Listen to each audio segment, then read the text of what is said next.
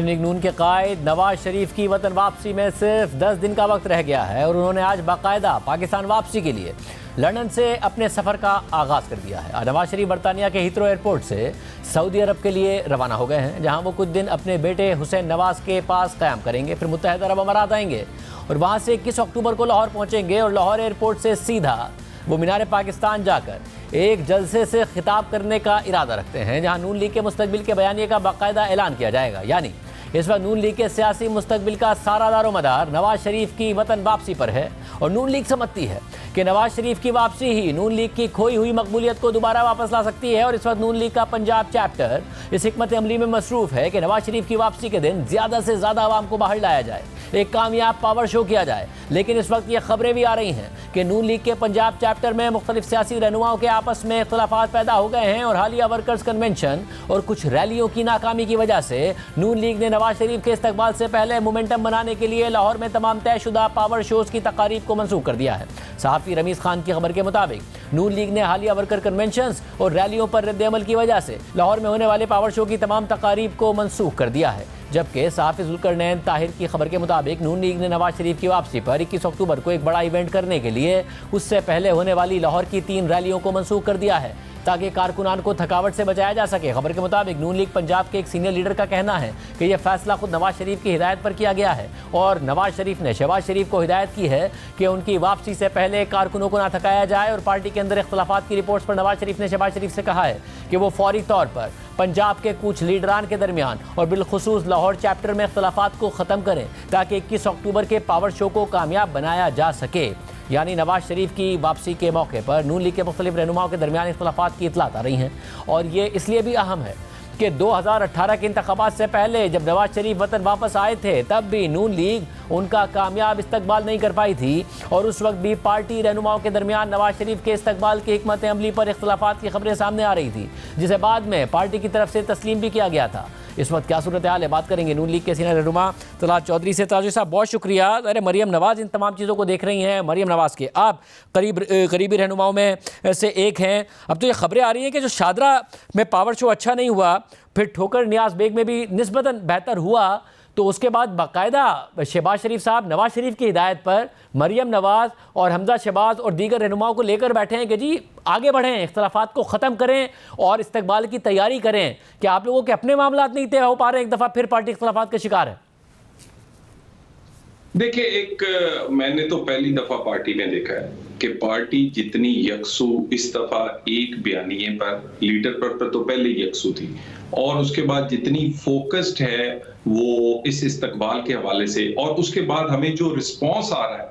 मैं एक डिवीजन जो है पंजाब की डीजी खान का उसका कोऑर्डिनेटर हूं और वो डिवीजन है जहां पर मूवमेंट टिकटें और पार्टियां मैटर नहीं करती। डीजी खान वहां पर भी जिस तरह के कन्वेंशन और मीटिंग्स सिर्फ एक मेरे जो कि सेकंड या थर्ड टियर का जो हम लीडर्स या हम पार्टी के लोग हैं वो जिस तरह वहां रिस्पॉन्स है, तो मेरा ख्याल है मैं इस वक्त बड़ा कॉन्फिडेंट हूं कि मीनारे पाकिस्तान छोटा पड़ जाएगा और आपको लगेगा कि पाकिस्तान की तारीख का सबसे बड़ा सियासी इज्तिमा जो है वो 21 अक्टूबर को होगा इंशाल्लाह। वैसे मगर अब इख्तलाफात एक तरफ, इतलात तो ये भी हैं कि जो वोटर सपोर्टर है वो वैसे भी नाराज़ है 16 माह की हुकूमत के बाद और महंगाई को देखते हुए, इसलिए बहुत शदीद मुश्किलात का सामना है पार्टी के रहनुमाओं को ऑर्गेनाइज करने में, लोगों को बाहर निकालने में।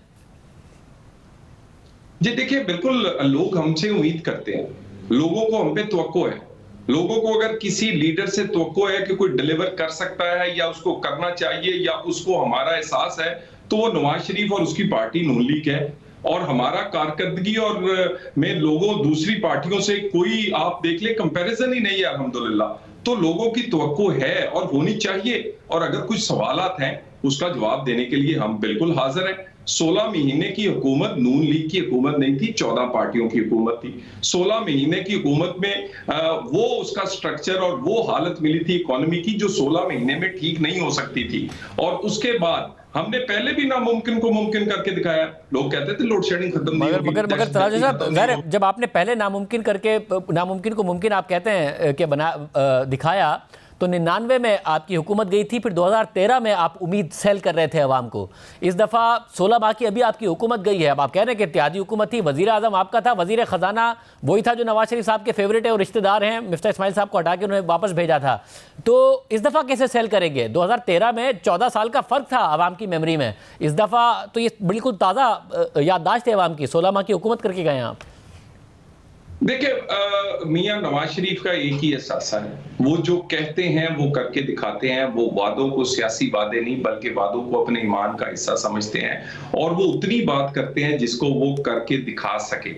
उन्होंने एक ऐसा लाहे अमल जो अपनी पार्टी से पूछा है और उन्होंने कहा है कि अगर झूठ बोलकर गलत दावा कर पूरी दुनिया की बादशाहत भी मिलती हो वो नहीं लेंगे, वोट मिलता है या नहीं, सच बात करेंगे, काबिले अमल लाहे अमल देंगे। और आपका क्या ख्याल है कि वो बंदा जिसकी एहसास ही ये है और जिसका असासा ये है कि वो सिर्फ जो बात करता है वो पूरी करता है, वो उम्र के इस हिस्से में और इस क्राइसिस में वो अपनी कौम से गलत बात करेगा, काबिले अमल लाहे अमल देंगे और पहले भी नामुमकिन को मुमकिन करके दिखाया है। आपको इंशाअल्लाह ताला, यही लोग कहते थे लोड शेडिंग खत्म नहीं कर सकेंगे, दहशतगर्दी खत्म नहीं कर सकेंगे, एटम बम बड़ी देर का बना था, कहते थे धमाका कोई नहीं कर सकता।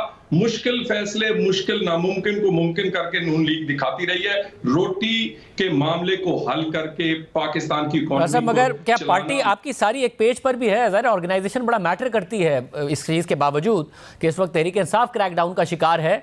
2018 में आपके खिलाफ क्रैकडाउन हो रहा था, आपकी लीडरशिप जेल में थी, मगर आपकी पार्टी ऑर्गेनाइजेशन अपनी जगह पर थी। इसके अलावा एक बयानिया मौजूद था। इस वक्त पार्टी के अंदर इख्तलाफात की खबरें एक तरफ आना, मरीम नवाज साहिबा का ऑर्गेनाइजेशन में चीज़ें ऑर्गेनाइज करने में पहला एक्सपीरियंस है, क्या उनकी हमजा शहबाज से फिर सीनियर और जूनियर रहनुमाओं के आपस में वो बनने ना बनने की खबरें अपनी जगह पर आ रही हैं?